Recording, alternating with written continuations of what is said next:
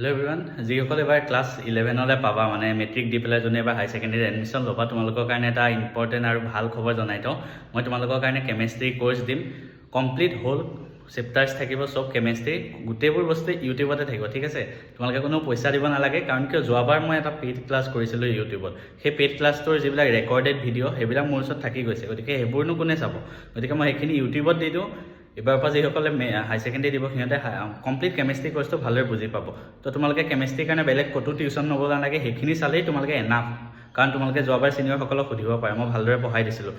মই ৰেফাৰেঞ্চ বুকৰ পৰা পঢ়াইছিলোঁ, প্ৰদীপছ।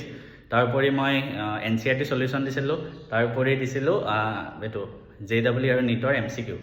গোটেইবোৰ বস্তু ডিছকাছ কৰিছোঁ, গোটেইবোৰ থিয়ৰী পঢ়াইছোঁ, নোটছ দিছোঁ, নোটছ বঢ়িয়াকৈ আছে, তোমালোকে নোটছ ল'ব পাৰিবা তাৰ পৰা।